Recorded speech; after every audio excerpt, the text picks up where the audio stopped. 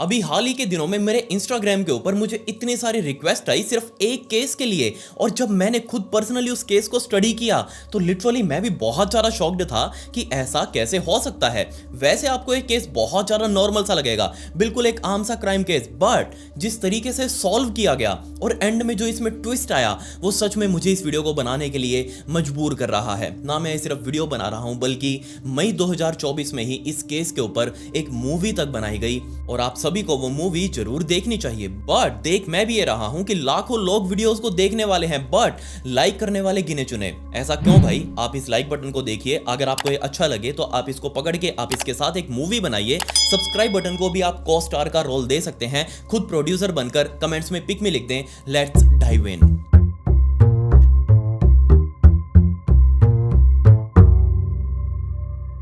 27 अगस्त 2016 की शाम तकरीबन 7 बजे के आसपास इंडोनेशिया के एक छोटे से शहर में रहने वाली 16 साल की वीना सिरेबॉन नाम की ये लड़की ये अपनी बड़ी बहन मैरियाना के पीछे पीछे घूम रही थी घर के अंदर। वो मैरियाना से बार बार रिक्वेस्ट कर रही थी एक परमिशन देने के लिए कि वो अपने बॉयफ्रेंड एकी के साथ शाम को घूमने जा सके। बट अब तकरीबन शाम के 7 बज चुके थे, अंधेरा होने वाला था, तो मैरियाना ने साफ मना कर दिया कि नहीं, तुम अपने बॉयफ्रेंड के साथ इतनी शाम हुए घूमने के लिए नहीं जाओगी। बट सामने से दोबारा वीना ने रिक्वेस्ट करी कि मैं बहुत जल्दी वापस आ जाऊंगी और मैं ज्यादा दूर भी नहीं जाऊंगी। तो ऑब्वियसली मैरियाना ने भी उसको मना नहीं किया कि हाँ ठीक है चलो तुम चली जाओ, लेकिन स्टे सेफ और जल्दी टाइम से घर वापस आ जाना। ये बोलकर उसने मैरियाना को एक बहुत जोर से हक किया और जल्दी ही वो अपने घर से बाहर निकलकर अपने बॉयफ्रेंड एकी के साथ उसकी मोटरसाइकिल के ऊपर पीछे बैठकर वहां से घूमने के लिए निकल चुकी थी। इस बात को तकरीबन 3 घंटे बीत गए, रात के तकरीबन 10 बज चुके थे और अभी तक वीना अपनी मोटरसाइकिल राइड पूरी करके वापस घर नहीं आई। और ऑब्वियसली ये चीज मैरियाना को बहुत अजीब लगी, उसको बहुत ज्यादा टेंशन होने लगी कि अभी तक वीना घर वापस क्यों नहीं आई। उसने बार बार वीना को कॉल करना शुरू किया बट उसका मोबाइल स्विच ऑफ आ रहा था। उसने उसके बॉयफ्रेंड एकी को भी फोन करना शुरू किया बट उसका भी मोबाइल बंद आ रहा था। अब चिंता में ना सिर्फ मैरियाना थी बल्कि उसके माता पिता और साथ ही में दादा भी बहुत ज्यादा परेशान हो चुके थे। उन्होंने आस पड़ोस में निकल कर लोगों से पूछना शुरू कर दिया कि क्या किसी ने वीना को आसपास घूमते हुए देखा है, उसका मोबाइल भी बंद आ रहा है, या फिर उसके बॉयफ्रेंड एकी को देखा है, क्योंकि वो दोनों ही एक साथ घूमने के लिए गए थे। बट सभी ने मना कर दिया और सभी लोग अब मिलकर, अब क्योंकि बहुत छोटा सा शहर था तो सभी लोग मिलकर इस शहर के अंदर एक दूसरे से पूछने लगे कि क्या पता किसी को पता हो कि आखिर ये दोनों व्यक्ति, ये दोनों बच्चे कहां गए हैं। बट किसी को भी कोई आइडिया नहीं था। रात का तकरीबन 1 बज चुका था और 1 बजे तक अभी तक पूरा परिवार कोई भी सोया नहीं और तभी इन लोगों को, जो घर के अंदर मौजूद थे, इन लोगों को दरवाजे के ऊपर बहुत जोर से खटखट सुनाई दी। और जैसे ही वीना के पिता ने भागकर वो दरवाजा खोला, उनको उम्मीद थी कि सामने अब वीना खड़ी होगी, बट नहीं, सामने एक दूसरी लड़की और बहुत ज्यादा पैनिक स्टेट के अंदर, बहुत ज्यादा डरी हुई, उसने सामने खड़े हुए वीना के पिता को बताया कि वीना का एक्सीडेंट हुआ है रोड साइड पर हाईवे के पास और अभी हाल ही में उसको हॉस्पिटल के अंदर भर्ती करवाया गया है, आप तुरंत मेरे साथ चलिए। ये चीज सुनते ही वीना के पिता बहुत ज्यादा घबराए। उन्होंने तुरंत अपने पिता को यानी कि वीना के दादा को साथ में लिया और अब ये तीनों लोग यानी कि वीना की फ्रेंड भी साथ में इन दोनों के उस हॉस्पिटल में गए। वहां जाकर देखने लगे कि क्या ये बात सच है भी या नहीं जो ये लड़की बता रही है। ये लोग हॉस्पिटल स्टाफ से पूछते पूछते इधर उधर कमरों में झांका झांकी करते हुए सीधा क्रिटिकल केयर यूनिट में पहुंचे और वहां जाते ही उन्होंने देखा कि सामने वीना की हालत लिटरली बहुत ज्यादा दिल दहला देने वाली थी। ये तुरंत वहां पर भागकर वीना के पास गए और सबसे पहले वीना के पिता ने नोटिस किया कि वीना के दोनों पैर पूरे तरीके से क्रश किए जा चुके हैं। इतने ज्यादा क्रश कि आप उनको मोड़ तोड़कर एक थैली के अंदर भी भर सकते हैं। और ना सिर्फ पैर बल्कि दोनों हाथ भी उसके लिटरली पूरी तरीके से क्रश किए जा चुके हैं। और यहां वीना को सांस लेने में बहुत ज्यादा दिक्कत हो रही है, इसलिए उसको तुरंत वेंटिलेटर के ऊपर डाला गया है। इससे पहले कि वीना के पिता वीना को कुछ समझा पाते, उससे कुछ बात कर पाते, उससे कुछ पूछ पाते, बट नहीं, ये सब चीजों का मौका ही नहीं मिला। वेंटिलेटर भी बेचारा क्या करता, यहां वीना के पिता के हाथों में ही वीना की मौत हो चुकी थी। वो बार बार देख रहे हैं, जगाने की कोशिश कर रहे हैं, वीना जल्दी उठो, मुझसे बात करो, घर वाले तुम्हारा वेट कर रहे हैं। बट नहीं, वीना इस दुनिया को छोड़कर जा चुकी थी। उसी के बराबर वाले बेड के ऊपर एकी, जो बिल्कुल सेम कंडीशन के अंदर उसी के बराबर वाले बेड के ऊपर पड़ा हुआ था। और जब सभी लोगों ने एकी की तरफ देखा कि हाँ भाई वीना तो जा चुकी है, एकी से पूछें कि आखिर उनका एक्सीडेंट कैसे हुआ। बट जैसे ये लोग सारे वीना से हटकर एकी के पास गए, एकी भी बोलने की कंडीशन में बिल्कुल नहीं था। उसके भी मुंह के अंदर वेंटिलेटर लगाया गया था, उसके भी दोनों हाथ पैर पूरे तरीके से क्रश किए जा चुके थे, जिस वजह से उसकी हालत भी बहुत ज्यादा गंभीर। उन्होंने जाकर उसको जगाने की कोशिश करी बट देखते ही देखते हाँ एकी ने भी दम तोड़ दिया। अब दोनों लोग जिनका एक्सीडेंट हुआ था वो इस दुनिया को छोड़कर जा चुके थे। जैसे इन दोनों की डेथ हुई, हॉस्पिटल स्टाफ ने तुरंत ही पुलिस वालों को फोन कर दिया। अब एक पुलिस वालों वालों की गाड़ी चाँव चाँव करते हुए सीधा इस हॉस्पिटल में पहुंची और अंदर जाकर मामले की जानकारी लेने लगी कि हाँ भाई बताओ किसको क्या बीमारी है। बट सबसे पहले वीना के पिता ने पुलिस वालों से डिस्कस करना शुरू किया कि आखिर ये सब कुछ कैसे हुआ, क्या आपको कोई ऐसे एक्सीडेंट होने की रिपोर्ट मिली है। बट पुलिस वालों ने कहा कि हाँ भाई हमें मिली है, हमें पता है कि सिरेबॉन शहर के ही एक फ्लाईओवर के पास में ये एक्सीडेंट हुआ है और ये सिंगल व्हीकल एक्सीडेंट है, मतलब कि दूसरा कोई साधन इस एक्सीडेंट के अंदर शामिल नहीं है। हमें जितना पता चला है उसके हिसाब से हम मौके पर भी जाकर आए हैं और इन सभी चीजों को देखते हुए हमें लग रहा है कि इनका मोटरसाइकिल बहुत ज्यादा तेज स्पीड में था और तेज स्पीड में चलते चलते झर्राटे उठाते हुए और वो सीधा साइड वॉक जो साइड रेलिंग लगी हुई थी उस साइड रेलिंग से जाकर टकराया। आगे जाकर इनका बैलेंस बिगड़ा और सीधा इनकी टक्कर सामने खड़े हुए एक बिजली के खंबे से जाकर लगी और उसी वजह से इनका यह हाल हुआ। ये एक्सीडेंट का केस एक ओपन एंड शट केस है और इसीलिए आगे की कोई जांच इसमें बनती ही नहीं। ये चीज सुनकर वीना के पिता और उसके दादा बहुत ज्यादा परेशान हुए। उनको समझ नहीं आया कि एक्सीडेंट आखिर ये हुआ कैसे। बट खैर ये सारी चीजें बात की बात थी। उन्होंने जस्ट वीना की बॉडी को रैप करवाया, अपनी गाड़ी में लोड किया और वो सीधा वापस अपने घर आ चुके थे। अब घर के अंदर पूरा रोना धोना शुरू हो चुका था, पूरा परिवार बहुत ज्यादा सदमे में था। घर की जवान लड़की की मौत इस तरीके से होना कोई छोटी बात नहीं थी। बट इन सब के बीच में वीना के पिता के दिमाग में बहुत अजीब अजीब सवाल चल रहे थे। क्योंकि उनको ये चीज बहुत ज्यादा अजीब लग रही थी। वो इस रोने धोने के बीच में ही घर से बाहर निकलकर अपनी मोटरसाइकिल उठाकर सीधा उस जगह पर गए जहां पर एक्सीडेंट एक्चुअल में हुआ था। उन्होंने अपनी मोटरसाइकिल साइड में पार्क करी और इधर उधर खड़े होकर देखने लगे कि आखिर एक्सीडेंट हुआ कहां पर है, क्योंकि यहां पर तो बहुत छोटे छोटे से ही माइनर से स्क्रैचेस हैं, कहीं पर बहुत ज्यादा कोई बड़ी कोई घटना हुई है ऐसा कुछ लगता नहीं है। उन्होंने पूरी साइड वॉक को भी इंस्पेक्ट करना शुरू कर दिया कि कहीं पर कोई तो निशान होंगे, कहीं से तो साइड वॉक मुड़ी तुड़ी होगी, कहीं से तो उसके निशान होंगे, कहीं से तो वो टूटी होगी। और दूसरी बात वो बिजली का खंभा जिससे जाकर मोटरसाइकिल टकराई थी, उन्होंने पूरे साइड वॉक को इंस्पेक्ट करना शुरू कर दिया। सिरेबॉन शहर में मौजूद उस पूरे फ्लाईओवर को वीना के पिता ने अपने हाथों से अपनी आंखों से एक एक चीज करके उसको खंगाला। बट उनको कहीं भी कोई बड़े निशान नहीं दिखाई दिए। एक्सीडेंट हुआ था वहां वो चीज क्लियर थी क्योंकि नीचे से मिट्टी खुदी हुई थी और ऐसा लग रहा था ये एक्सीडेंट से ही खुदी है। बट ये कोई मेजर एक्सीडेंट उनको नहीं लग रहा था। दूसरी बात उनको कोई निशान नहीं मिले, ना ही किसी इलेक्ट्रिसिटी पोल पर, ना ही किसी साइड वॉक रेलिंग के ऊपर जहां पर बाइक आकर ठुकी होगी।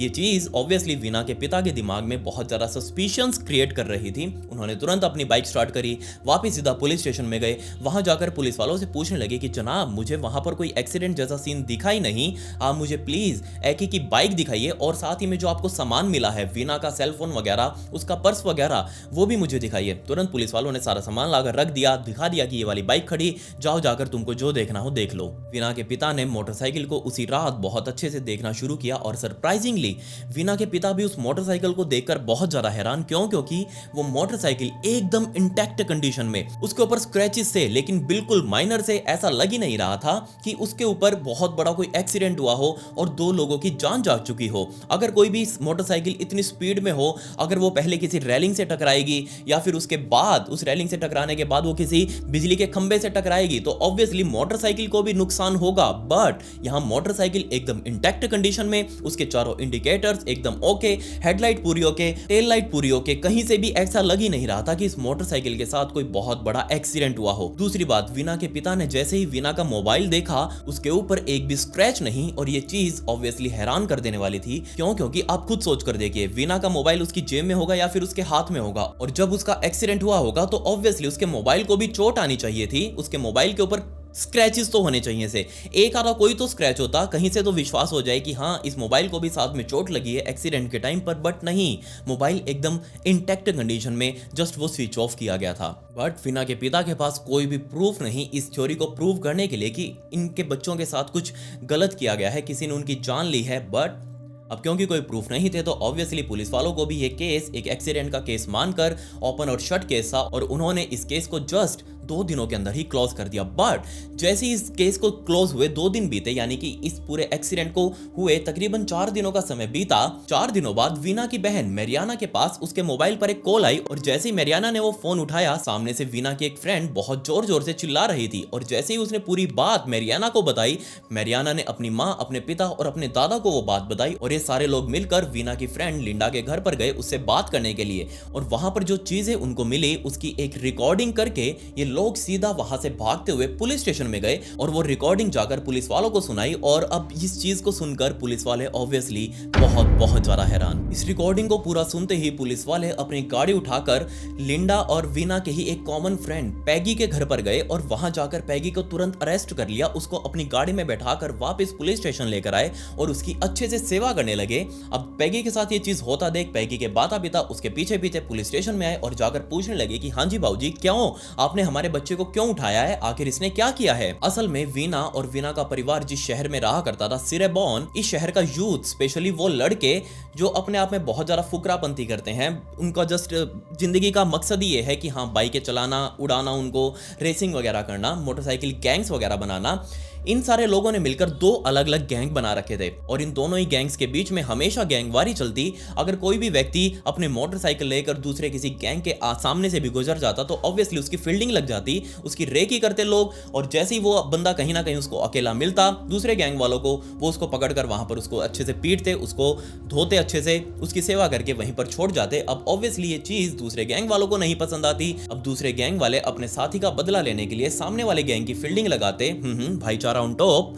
बट ये चीज वहां पर बहुत लंबे से चलती आ रही थी। और अब दिक्कत की बात यहाँ ये थी कि वीना का बॉयफ्रेंड एकी ये भी एक ऐसे ही मोटरसाइकिल गैंग का हिस्सा था और जिस शाम वो वीना को बैठाकर मोटरसाइकिल पर घूमने गया था, बल्कि वो घूमने नहीं गया था उस टाइम पर, असल में वीना और एकी का प्लान था कि वो अपने साथ जाकर अपने ग्रुप वालों के साथ रेसिंग वगैरह करेंगे और इसीलिए वीना बहुत ज्यादा एक्साइटेड थी उस शाम अपने बॉयफ्रेंड एकी के साथ मोटरसाइकिल रेस वगैरह के लिए। और अब जैसे ही शाम के 7 बजे वीना अपनी बहन मैरियाना के पीछे पड़ चुकी थी कि उसको जाना अपने बॉयफ्रेंड के साथ घूमने के लिए, उसका बॉयफ्रेंड एकी घर के बाहर खड़ा था। मैरियाना ने उसको परमिशन दी, वीना बाहर आई, एकी के पीछे बैठी। अब ये मोटरसाइकिल वहां से जा चुकी थी। खैर जैसे ही वीना का परिवार वो रिकॉर्डिंग्स लेकर पुलिस स्टेशन पहुंचा था, पुलिस स्टेशन ने सबसे पहले एकी को उठाया और एकी के ही बयान पर 8 और लड़कों को इसी सिरेबॉन शहर के अलग अलग जगहों से छापा मार मारकर 8 और लड़कों को उठाया। मतलब अब टोटल 9 लड़के पुलिस वालों की हिरासत में थे और इन 9 के 9 लड़कों से पुलिस वालों ने बहुत अच्छे से तमीज से इनकी सेवा करी। बट इनकी इतनी सेवा करने के बाद भी इनमें से कोई भी टूटने को तैयार नहीं। लेकिन इनके फोन जब चेक किए पुलिस वालों ने तो उसमें से एक फोन के अंदर पुलिस वालों को बहुत अजीब से मैसेजेस दिखाई दिए। जी हाँ, इस फोन के अंदर चैट की गई थी दूसरे लड़के से जिसके अंदर एक पूरा प्लान तैयार किया गया था वीना के साथ और उसके बॉयफ्रेंड एकी के साथ किस तरीके से क्या करना है, किस तरीके से उनकी फील्डिंग लगानी है और बाद में उनके साथ क्या करना है। जी हाँ, जिस शाम ये वीना और उसका बॉयफ्रेंड मोटरसाइकिल लेकर अपनी रेस के लिए निकले थे, उस शाम ये 8-9 लड़के सिरेबॉन शहर के कोने में बैठकर आराम से दारू वारू पी रहे थे। इन्होंने भयंकर नशे पते फूक रखे थे, सभी के सभी जिंदा मॉर्टिन बनकर वहां भंड हो चुके थे। बट तभी इनमें से एक का फोन बजा और जैसे उस लड़के ने वो फोन उठाया, नशे में पूछने लगा, उसके वो दोस्त का फोन था और उसके दोस्त ने बताया उस फोन के ऊपर कि अभी अभी मेरे सामने से एक्सटीसी मोटरसाइकिल गैंग का मेंबर यानी कि एकी वो मेरे सामने से निकला है, उसकी गर्लफ्रेंड भी उसके साथ पीछे बैठी हुई है। अगर तुमको बदला लेना हो तो ये तुम्हारे पास बेस्ट मौका है क्योंकि वो अभी अकेले हैं। जैसे ये चीज उन सामने वाले 8-9 लड़कों ने सुनी, वो सभी के सभी अब रेडी हो चुके थे। इतना भयंकर माल इन लोगों ने फूक रखा था तो सभी के सभी उसी नशे के अंदर भंड होकर अपनी अपनी मोटरसाइकिल्स पर बैठे और उस फ्लाईओवर पर पहुंचे जहां से ये मोटरसाइकिल यानी कि एकी और वीना का मोटरसाइकिल उस फ्लाईओवर को क्रॉस करने वाला था। ये सभी लोग वहां उस फ्लाईओवर पर जाकर वेट करने लगे कि कब उनका वो मोटरसाइकिल आएगा और कब लोग ये उनके ऊपर हमला करेंगे। और जैसे इन लोगों ने दूर से देखा कि हाँ वीना और एकी का मोटरसाइकिल आ रहा है, इन लोगों ने अपने हाथों में बड़े बड़े पत्थर उठाए और मोटरसाइकिल पर चलते चलते ही वीना और एकी के ऊपर वो पत्थर फेंकने लगे। अब पत्थर लगते ही ऑब्वियसली एकी जो मोटरसाइकिल चला रहा था उसका संतुलन बिगड़ा, उसने बहुत जोर से मौके पर ब्रेक मारी और ब्रेक लगते ही वो बाइक वहीं फिसल चुकी थी, बाइक नीचे गिरी। अब जैसे ये बाइक नीचे गिरी, दोनों लोग यानी कि वीना और एकी सड़क के ऊपर बैठे हुए थे। अब इतने में ही 8-9 मोटरसाइकिल इन लोगों के पास आए और ये 8-9 लड़के जो अपने साथ बहुत सारे रॉड और डंडे लेकर आए हुए थे पहले ही अपने साथ में, उन रॉड और डंडों के साथ नीचे बैठे हुए एकी और वीना के ऊपर भयंकर वार करने शुरू कर दिए। इनको जी लगाकर तोड़ा और तोड़ते तोड़ते इन लोगों को लगा कि हाँ अब ये दोनों लोग बेहोश हो चुके हैं, अब इनके साथ कुछ और करना पड़ेगा। सबसे पहले इनमें से एक लड़के ने इन लोगों की मोटरसाइकिल उठाई, उस मोटरसाइकिल को उस फ्लाईओवर से नीचे इस फ्लाईओवर के बिल्कुल नीचे, मतलब कि जहां ये फ्लाईओवर बना हुआ था, ब्रिज बना हुआ था, उस ब्रिज के नीचे की तरफ लेकर आए और दूसरी तरफ बाकी बचे हुए लड़कों ने पहले वीना को उठाया, अपने साथ मोटरसाइकिल पर बैठाया बेहोशी की हालत में ही, दूसरी तरफ एकी को उठाया, एकी को भी बेहोशी की हालत में अपने साथ बिठाया और वापस इसी फ्लाईओवर के नीचे, ब्रिज के नीचे लाकर सभी ने अपनी मोटरसाइकिल वहीं खड़ी करी, वीना को भी नीचे उतारा, एकी को भी नीचे उतारा और इस ब्रिज के नीचे आराम से लेटा दिया। अब ना सिर्फ लेटाया, सबसे पहले इन लोगों ने, इन 8-9 लड़कों ने बारी बारी से बेचारी वीना के साथ बलात्कार किया, वो भी तब उस हालत में जिस टाइम पर वीना बेहोश थी, उसके हाथ और पैर पूरे तरीके से तोड़े जा चुके थे, लिटरली क्रश किए जा चुके थे। पुलिस वालों को मजबूरन अब इस केस को दोबारा ओपन करना पड़ा और ना सिर्फ ओपन करना पड़ा बल्कि इन 8-9 लड़कों के ऊपर मर्डर के साथ साथ सेक्सुअल असॉल्ट के चार्ज भी लगाए गए। मई 2016 में सबसे पहले कोर्ट ने इन 9 में से 8 लड़कों के ऊपर वो चार्ज फ्रेम कर दिए, मतलब कि इनके ऊपर अब आरोप साबित हो चुके थे, क्योंकि वहां वीना की बॉडी को दोबारा से जमीन से निकालकर उसकी अलग अलग ऑटोप्सीज की गई, काफी बार उसका पोस्टमार्टम किया गया है जानने के लिए कि आखिर वीना के साथ क्या हुआ। साथ ही एकी का भी अलग अलग पोस्टमार्टम किया गया, ये जानने के लिए कि एकी के साथ इन लोगों ने क्या किया। अलग अलग ऑटोप्सीज के अंदर अलग अलग रिजल्ट्स आए, बट सभी के बीच में बात कॉमन थी कि हाँ, वीना के साथ बहुत बुरे तरीके से बलात्कार किया गया है और उसके बॉडी के ऊपर अभी भी सीमन के निशान हैं और उन सभी निशानों को लेकर एज ए सैंपल एविडेंस के तौर पर अपने पास रखे पुलिस वालों ने और डॉक्टर्स ने भी, और उसी बिहाफ पर इन 8 में से 7 लड़कों के ऊपर मर्डर के चार्जेस लग चुके थे, बलात्कार के चार्जेस लग चुके थे और इसके एवज में ही इनको उम्र कैद की सजा सुनाई गई। सिर्फ एक लड़का जिसकी उम्र तकरीबन 15 साल की थी, उसको सिर्फ 8 साल की सजा सुनाई गई। अब क्योंकि वो नाबालिग था तो उसकी पहचान भी पुलिस वालों ने और कोर्ट ने छुपा कर रखी। अब आप कहेंगे कि आखिर पुलिस वालों ने जब इस केस को बंद कर दिया था तो दोबारा से इस केस को क्यों खोला? ऐसा पुलिस वालों को क्या पता चला जो मजबूरन उनको अपनी स्टेटमेंट बदलनी पड़ी, इस केस को रीओपन करना पड़ा, अलग अलग लड़कों को अरेस्ट करना पड़ा? तो असल में जब वो एक्सीडेंट हुआ था वीना और एकी का मोटरसाइकिल पर, उसके तकरीबन 4 दिनों बाद मैरियाना यानी कि वीना की बड़ी बहन मैरियाना का फोन उसके घर पर बजा और जैसे ही मैरियाना ने भागकर वो फोन उठाया, वो फोन असल में वीना की ही एक दोस्त का था और उस दोस्त ने मैरियाना को बताना शुरू किया कि आप प्लीज तुरंत भागकर हमारे घर आ जाइए, हमें आपको कुछ दिखाना है। और यहाँ बहुत बहुत अलग ही टाइप की एक भसड़ मची हुई है। जैसे ये चीज मैरियाना ने सुनी, मैरियाना ने जाकर अपने माता पिता को बताया, अपने दादा को बताया और ये सारे लोग मिलकर गाड़ी के अंदर बैठकर उस दोस्त के घर पहुंचे। उस दोस्त का नाम असल में लिंडा था। अब जैसे ही वो लोग लिंडा के घर पर गए, वहां पर उसकी वो दूसरी दोस्त भी खड़ी थी जिसने वो फोन किया था मैरियाना को। अब उस दोस्त से जाकर जब पूछा कि हाँ भाई बताओ क्यों तुमने हमें बुलाया है, तो उस दोस्त ने बताना शुरू किया कि लिंडा आपसे मिलने के लिए बहुत बहुत ज्यादा जिद कर रही है, खास तौर पर वीना की माँ से वो मिलने के लिए बार बार बोल रही है। अब जैसे ही वीना की माँ ने लिंडा को देखा तो लिंडा बेड के ऊपर बिल्कुल बेसुध अवस्था में पड़ी हुई थी, उसका मुंह आधा खुला हुआ, आंखें ऊपर की तरफ, बिल्कुल स्ट्रेट वो ऊपर छत की तरफ देख रही थी। जैसे ही वीना की माँ ने लिंडा को देखा तो उसको कुछ भी अजीब नहीं लगा, बट वो जाकर लिंडा के पास ऐसे खड़ी हुई और जैसे ही लिंडा ने जो नीचे लेटी हुई थी उसने ऊपर खड़ी हुई वीना की माँ को देखा, उसने बहुत जोर से उठकर वीना की माँ को हक कर लिया, बहुत जोर से पकड़ के रखा और बहुत जोर जोर से रोने लगी।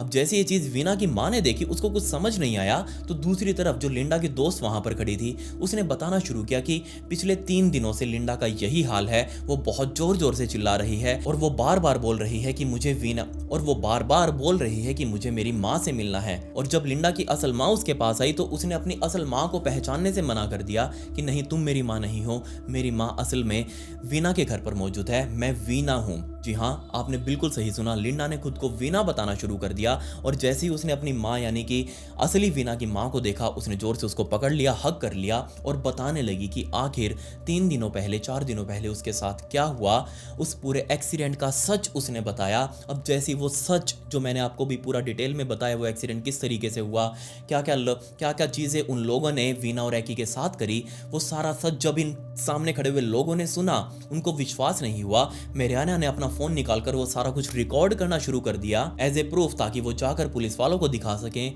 किसी को भी विश्वास नहीं हो रहा था कि हाँ, मरने के तुरंत बाद वीना की आत्मा, वीना की स्पिरिट, वो सीधा उसकी दोस्त लिंडा के शरीर के अंदर घुस चुकी थी और वो अपना असल सच जो उसके साथ हुआ वो बताने के लिए बहुत ज़्यादा बेताब हो रही थी। वो अपनी माँ से मिलने के लिए बहुत बहुत ज़्यादा बेताब हो रही थी। ये 8 के 8 लड़के जिनको सजा दी गई थी, इन सभी लोगों ने मिलकर कैमरे के सामने ऑन रिकॉर्ड अपना जुर्म स्वीकार किया था, बताया था कि आखिर इन लोगों ने एकी और वीना के साथ उस रात क्या क्या किया।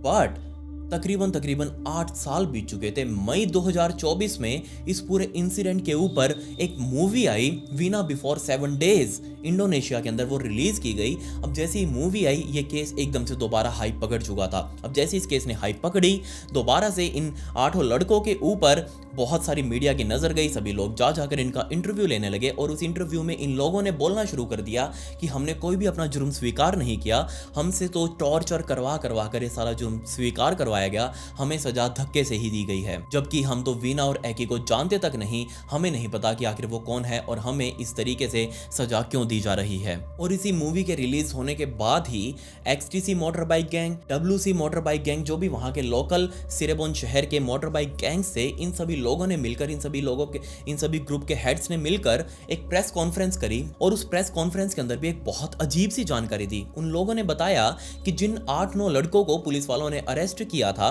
वो किसी भी मोटर बाइक गैंग का हिस्सा ही नहीं है, हम कभी उनको जानते ही नहीं। तो आखिर पुलिस वालों ने किसको अरेस्ट किया? इस चीज का जवाब जानने के लिए पुलिस वालों ने सिर्फ और सिर्फ पैगी के ऊपर अपना कंसंट्रेट करना शुरू किया। जी हाँ, वही पैगी जिसको सबसे पहले अरेस्ट किया था पुलिस वालों ने और उसके थ्रू ही बाकी के लोगों का पता चला था। जी हाँ, ये पैगी असल में वीना के पीछे बहुत लंबे टाइम से पड़ा हुआ था। बार बार उसको जाकर प्रपोज करना, कहीं भी रास्ते में दिख जाती तो उसको पकड़कर टोक देना, उसको रोकना, उसके साथ छेड़खानी करना, उसको बार बार अश्लील मैसेजेस भेजना, ये सारे काम पैगी बहुत लंबे टाइम से करता रहा था। और ना सिर्फ इस पैगी ने इस पूरे कांड के अंदर वीना का बलात्कार किया, बल्कि सबसे पहला वार करने वाला भी ये पैगी ही था। ये सारी चीजें उसने अपने मैसेजेस के अंदर अपने दोस्तों को बता रखी थी। लिटरली उसने एक एक करके मैसेजेस के अंदर अपने दोस्तों को बताया था कि हाँ भाई हाँ, मैंने सारा काम किया है, मुझे शाबाशी दो। बट जितनी बार भी ये पैगी कभी कोर्ट में जाते हुए, कभी जेल वापस आते हुए, जितनी बार भी मीडिया वालों के सामने आया, इसने सिर्फ एक ही रिप्लाई दिया कि मैंने किसी का भी मर्डर नहीं किया, ना ही मैंने किसी का बलात्कार किया है। अगर मुझे अपनी इनोसेंस दिखाने के लिए मरना पड़ेगा तो मैं मर भी जाऊंगा, मैंने कुछ भी नहीं किया, मुझे छुट्टी दे दो, मुझे घर जाने दो। बट ऐसे बोलने से थोड़ी ना होता है। वो जो प्रूफ्स वहां पर बोल रहे थे, उसके फोन में मौजूद चैट्स और साथ ही वहां पर जो स्पर्म के सैंपल्स मिले थे बेचारी वीना के बॉडी के ऊपर, वो सारा कुछ प्रूव कर रहे थे कि हाँ, इनमें ना सिर्फ पैगी बल्कि और लड़के भी जिम्मेदार हैं। जब पुलिस वालों ने खुद जाकर लिंडा से भी पूछताछ करी कि हाँ, तुमने ही तो सारा कुछ बताया था वीना के परिवार वालों को, तो लिटरली लिंडा ने बताया कि तकरीबन 1.5 घंटों तक एकी और वीना को इन लोगों ने टॉर्चर किया, भयंकर टॉर्चर किया। और उसके बाद इनकी जस्ट मरी हुई अधमरी लाश को उठाकर वापस उस ब्रिज पर लेकर आए, ऊपर लेकर आए और इस तरीके का क्राइम सीन बनाया गया, इस तरीके का एक एक्सीडेंटल सीन बनाया गया कि हाँ, ये एक हादसा दिखे, कोई भी देखने वाला समझे कि हाँ, यहाँ पर मोटरसाइकिल का एक हादसा हुआ है और जस्ट उनके अंदर ही इन दोनों की मौत हो गई है। अब यहाँ पर मेरा सबसे बड़ा सवाल ये है, ये लिंडा जो कि कॉमन फ्रेंड थी ना सिर्फ इस XTC गैंग की, दूसरी तरफ जो सामने वाला गैंग था, ये जो 8-9 लड़कों वाला मोटरसाइकिल गैंग था, इनकी भी एक कॉमन फ्रेंड थी। तो क्या सच में वीना की स्पिरिट, वीना की आत्मा, वो सच में लिंडा के शरीर के अंदर आई और उसने सब कुछ बताया? एक तरफ देखा जाए तो हाँ, क्योंकि पुलिस वालों ने तो अपनी तरफ से केस बंद कर दिया था, उन्होंने तो उसकी फाइल को रख दिया था एक कोने के अंदर। बट जैसे ही वो रिकॉर्डिंग्स लेकर मैरियाना और उसका पूरा परिवार सीधा पुलिस स्टेशन पहुंचा था ये दिखाने के लिए कि हमें क्या क्या पता चला है, उसके बाद से ही तो केस को आगे बढ़ाया गया, उसके बाद से ही सभी को अरेस्ट किया गया, वीना और एकी के आरोपियों को। और अगर सच था तो ये कितना, क्योंकि कभी भी इस तरीके की चीज़ों को, एक पैरानॉर्मल किसी भी एविडेंस को हम कोर्ट के अंदर पेश नहीं कर सकते, उसको प्रूव नहीं कर सकते, बट हम उससे जानकारी तो ले ही सकते हैं। उससे हमें जानकारी मिली और ये केस बहुत बहुत आगे तक गया। इस केस की जांच आज भी इंडोनेशिया के अंदर चल रही है और नियरली 65 से भी ज्यादा वकील पैगी की सपोर्ट में आकर खड़े हुए। इन लोगों ने कहा कि हम लड़ेंगे पैगी का केस, क्योंकि हमें लग रहा है कि पैगी की इन्वॉल्वमेंट इसके अंदर बिल्कुल ना के बराबर है या फिर है ही नहीं। बहुत सारे अपडेट्स इस केस के अंदर से आने अभी बाकी हैं। अगर कोई भी अपडेट आएगा तो ऑब्वियसली मैं आपको बताऊंगा मेरे इंस्टाग्राम के ब्रॉडकास्ट चैनल के अंदर। ये मेरे इंस्टाग्राम आईडी, इसका लिंक आपको डिस्क्रिप्शन में भी मिल जाएगा, तो आप मुझे वहां फॉलो जरूर कर ले। वहां पर मैं इस तरीके की स्टोरीज की बैक स्टोरी फुटेज और फोटोज अपलोड करता हूं। आपके हाथ से फॉलो बटन जरूर क्लिक हो जाना चाहिए। अगर आपको वो मूवी देखनी है तो आप उस मूवी को जरूर देखिएगा, आपको इस केस के बारे में नई नई चीजें जानने को मिलेंगी। खैर, पिछली वीडियो का शाउट आउट लिब्नु सोरान को and comment pick me to get a shout out in next video. मिलते हैं अगली वीडियो में। ये वीडियो देखने के लिए धन्यवाद।